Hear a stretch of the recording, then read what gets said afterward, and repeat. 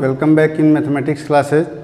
आज हम लोग प्रोबेबिलिटी मैथ एक्सरसाइज 13.2 के कुछ और रिमेनिंग क्वेश्चन को देख लेते हैं। इसके पहले वाले वीडियो में हम लोग कुछ उसके क्वेश्चन देखे थे, इंडिपेंडेंट इवेंट के बारे में समझे थे और मल्टीप्लिकेशन थ्योरम ऑफ प्रोबेबिलिटी के बारे में समझे थे।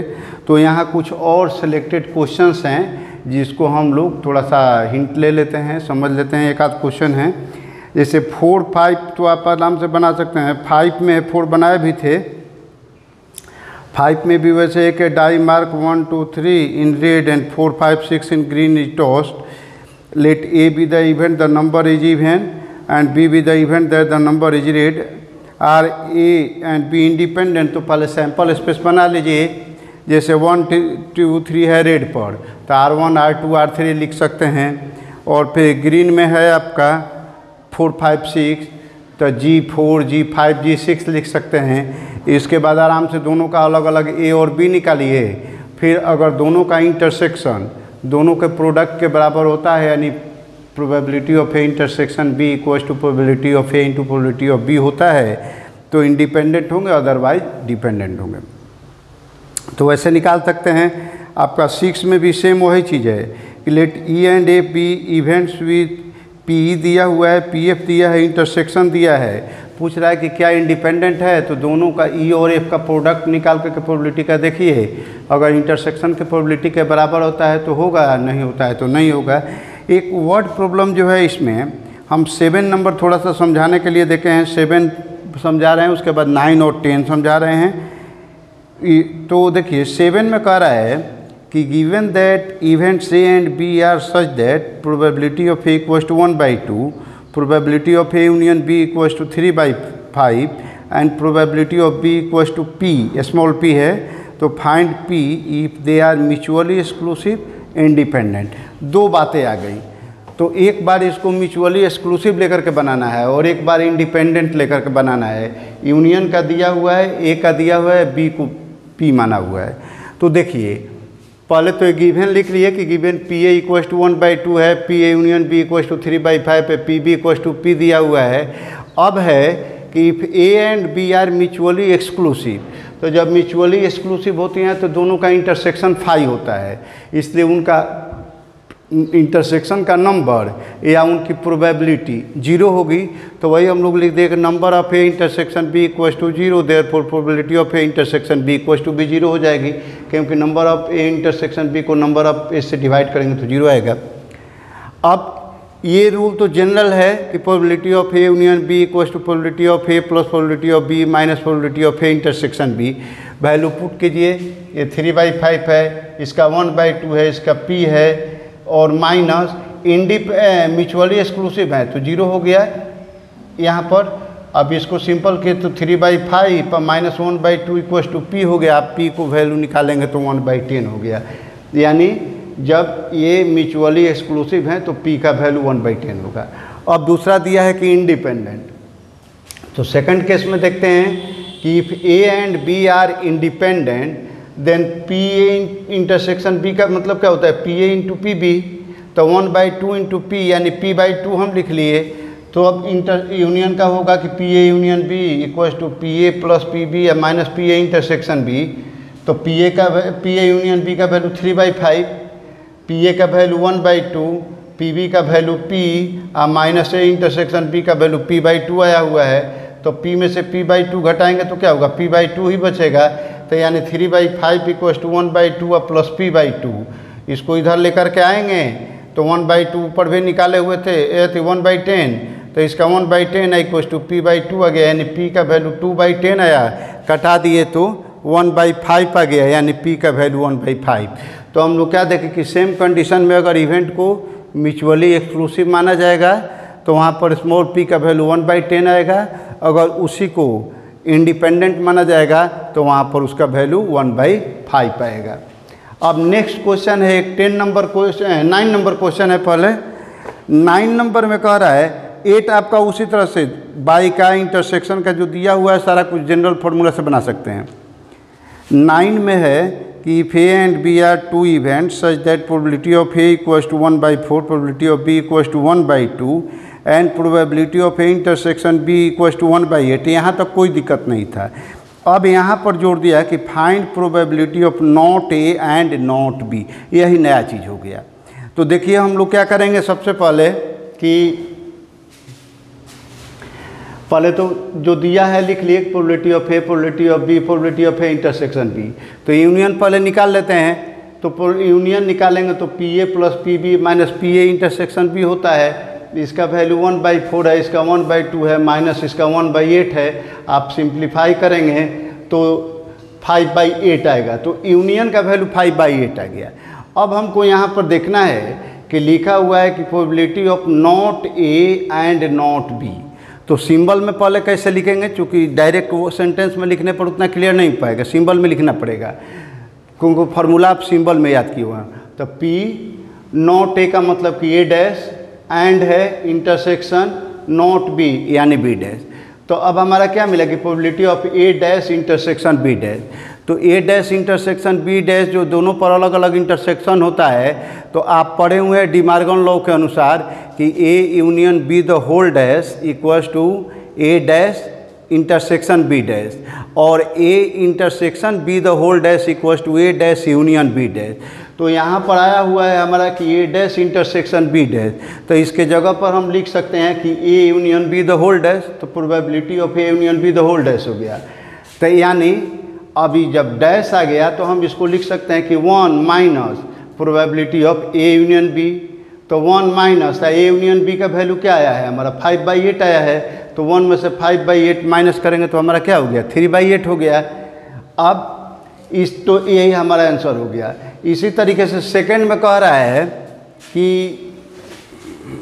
10 में, सेकंड में नहीं 10 में, कि event A and B are such that P A equals to 1/2, P B equals to 7/12 and P not A और नॉट बी इक्वल्स टू 1/4। तो state whether A and B are independent और not. तो इसमें independent दिखाना है, तो यहाँ पर नॉट ए और नॉट बी दिया हुआ है। तो देखिए P A 1/2, P B 7/12, P not A और नॉट बी इक्वल्स टू 1/4। तो फिर इसको सिंबल में लिखिए।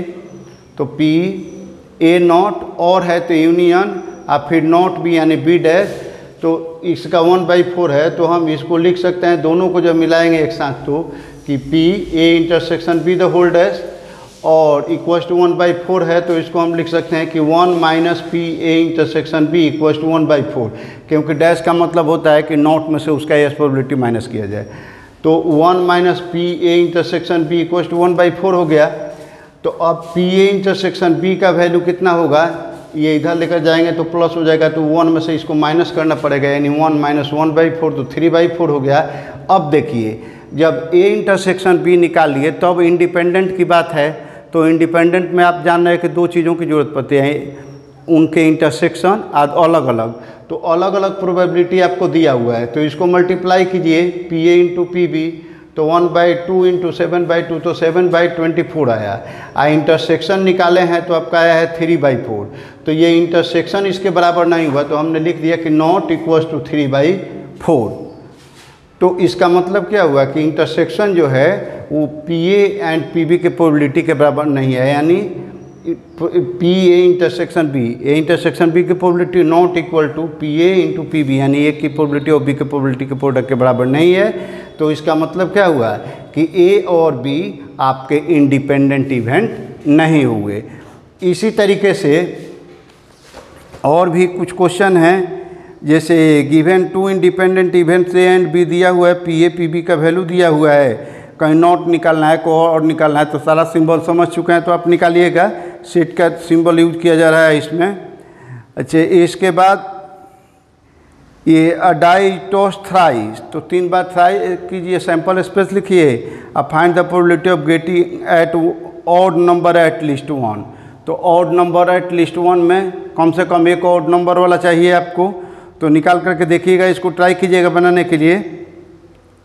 और इसके बाद 13 है, 14 देख भी लेते हैं हम लोग, ये 12 नंबर क्वेश्चन को देख ही लेते हैं, कुछ लोगों को प्रॉब्लम हो सकता है, तो 12 देख लेते हैं। तो देखिए 12 इसका एक क्वेश्चन है, इसमें 12 नंबर की die toss thrice. Find the probability of getting an odd number at least once.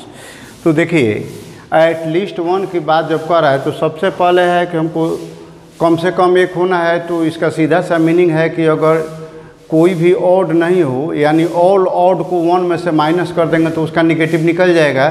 तो हम सबसे पहले probability of getting an even number लेते हैं वन ट्रायल में। तो वन ट्रायल में आपको मिल जाता है कितना, 3 इवन नंबर है डाइस में, तो 3/6 यानी कट जाएगा तो ये 1/2 मिल जाएगा। तो जब उसको 3 ट्रायल कर रहे हैं, थ्राइस ट्रायल थ्रो कर रहे हैं, तो उसमें कितना मिलेगा कि even number on each throw, तो probability of getting each even numbers on each throw in the experiment लिख सकते हैं इन द थ्राइस थ्रो, यानी जो 3 बार आप फेंके हैं तो उसमें आप कितना होगा, तो 1/2 का पावर 3 यानी 1/8 हो गया। और इसको हमने मान लिया कि प्रोबेबिलिटी ऑफ ई है। तो जब तीनों बार में इवन नंबर आने का 1/8 हो गया, तो एट लीस्ट 1 ऑड आने का मतलब क्या होगा कि इसका अपोजिट हो गया। तो 1 - p यानी 1/1 - 1/8 करेंगे तो 7/8 हो गया।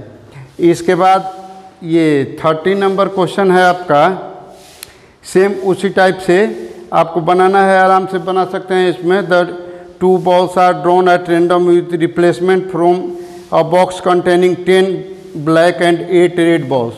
तो रिप्लेसमेंट के साथ कर रहे हैं, मतलब हर बार में आपकी प्रोबेबिलिटी सेम है।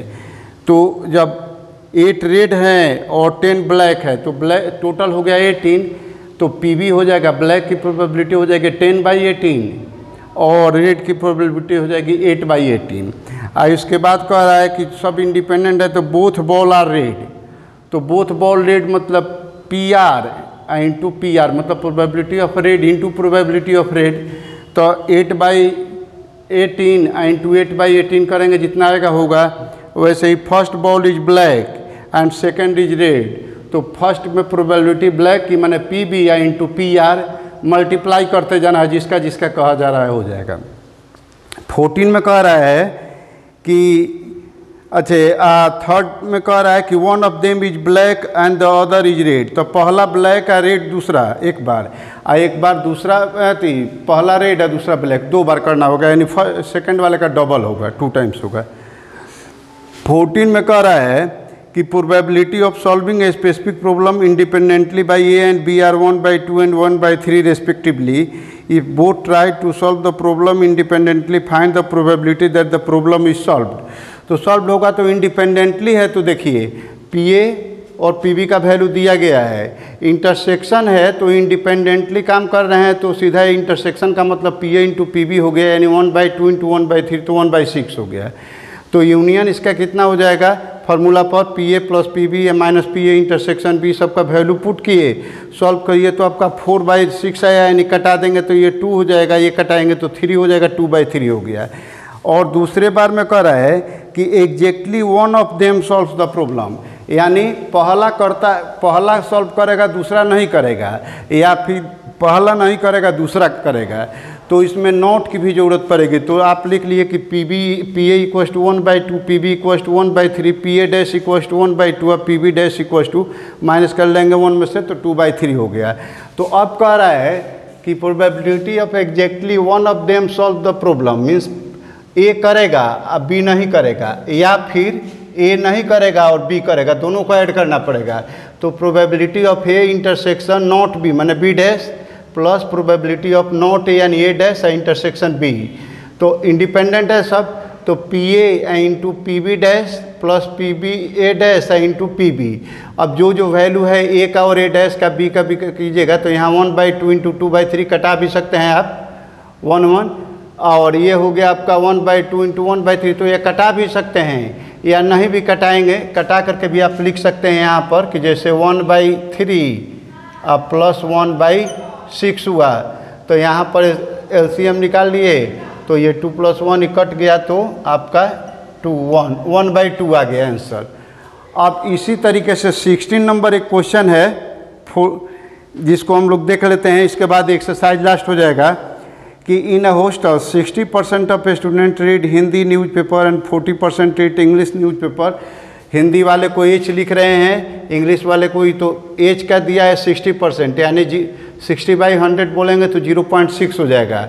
इंग्लिश का दिया है 40% यानी 0.4, दोनों का इंटरसेक्शन दिया है 20% यानी 0.2 हो गया। 100 से डिवाइड करेंगे तो हो जाएगा।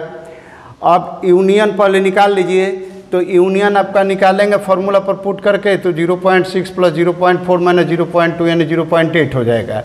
अब कह रहा है ए बी सी तीनों क्वेश्चन पढ़ाइए, तो वहाँ पर क्वेश्चन में कह रहा है कि neither probability that she reads neither Hindi nor English newspaper, कोई नहीं पढ़ता है। तो एच यूनियन ई जो हम है, इसका मतलब क्या हुआ कि हिंदी इंग्लिश मैथ से एट लीस्ट 1 जरूर पढ़ता है।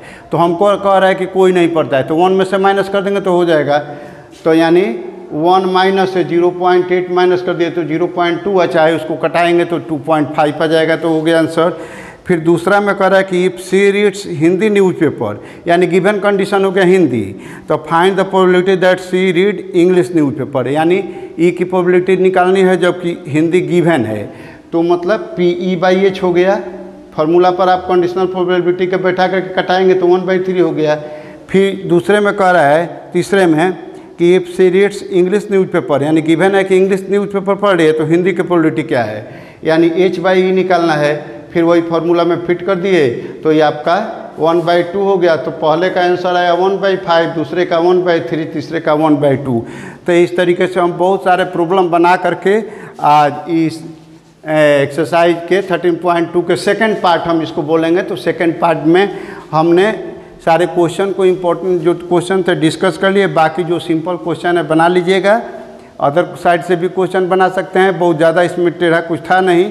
इंडिपेंडेंट इवेंट और म्यूचुअली का इवेंट का, म्यूचुअली एक्सक्लूसिव इवेंट का और मल्टीप्लिकेशन थ्योरम वाले का कन्फर्म अपना दिमाग में बैठा लीजिएगा, आपको आगे हेल्प करेगा बहुत ये कंसेप्ट। उसके बाद अगले वीडियो में हम लोग मिलते हैं, तो वहाँ पर हम लोग बेज थ्योरम की बात करेंगे और थ्योरम ऑफ टोटल प्रोबेबिलिटी की। एक थ्योरम ऑफ टोटल प्रोबेबिलिटी है और उससे रिलेटेड एक बेज थ्योरम है। दोनों को हम लोग पहले कॉन्सेप्ट समझेंगे एक आध एग्जाम्पल्स के माध्यम से, तब उसके बाद क्वेश्चन आप बनाइएगा। क्वेश्चन में भी कुछ डील कर देंगे, उसका भी संभवतः 2 पार्ट या 3 पार्ट होना चाहिए, जितना में देखते हैं हो जाता है। तब उसके बाद आगे के टॉपिक पर बात करेंगे। तो मिलते हैं अगले वीडियो में, तब तक आप वीडियो को देखिए, इसको समझिए। समझने के बाद आप क्वेश्चन को प्रैक्टिस कीजिए, अच्छे से प्रैक्टिस कीजिए। अगर नहीं आता है फिर भी इतना समझाने के बाद भी अगर कोई आपको प्रॉब्लम महसूस होता है तो आप फ्रीली कांटेक्ट कर सकते हैं, व्हाट्सएप पर भेज सकते हैं या फिर अपना कमेंट बॉक्स में कमेंट दे करके बता सकते हैं क्वेश्चन।